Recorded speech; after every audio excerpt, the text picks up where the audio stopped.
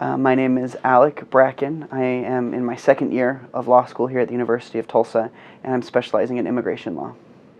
So I'm originally from the state of Utah, and I majored in advertising in undergrad, and I decided to come to law school.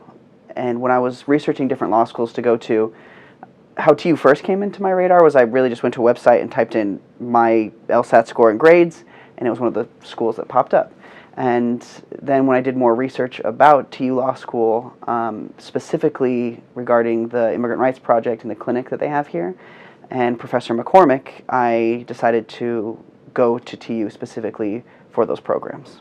So I've had a lot of immigration law experiences while I've been here.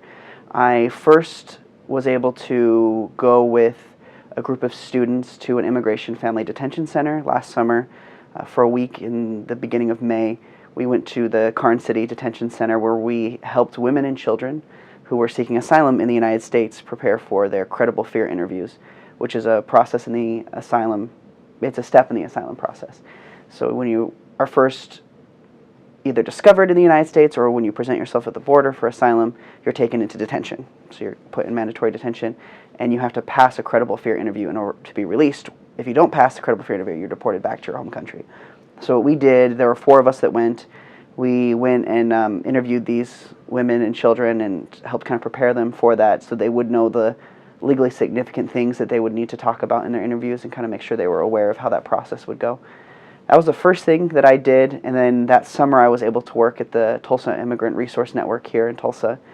And then last fall I was a clinical student at the Immigrant Rights Project. And then I also started the Tulsa's Immigrant Law Society, or Immigration Law Society, which is called immLAW. And I've served this year as immLAW's first president. And then this semester, I've been participating in an advanced clinic with Professor Miriam Martin, who is the director of the Tulsa Immigrant Resource Network. So immLAW has participated in DACA renewal clinics. We did one DACA renewal clinic, I believe, back in September when they first made the announcement that they were going to be ending DACA. So we had a renewal clinic where we gave a bunch of students an opportunity to go and help the DACA students fill out their renewal paperwork. We also hosted a DACA rally where we wrote a letter to members of Congress and the President encouraging them to pass some legislation to protect the Dreamers. And we sent those letters to each member of Congress and to the President. When I first came to law school, I came to law school because I wanted to do something that could help people when they're at their lowest point in life.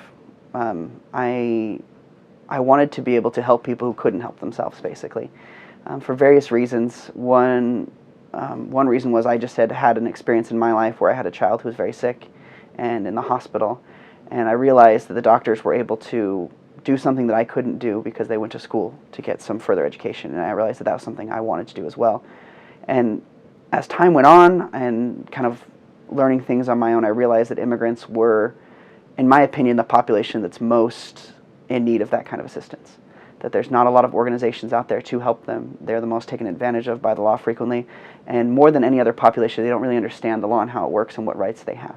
So I want to go into some kind of public interest, working with some kind of organization. There's lots of them around the country where the client's inability to pay is not something that's going to deter them from receiving legal assistance. Something that I would say about TU that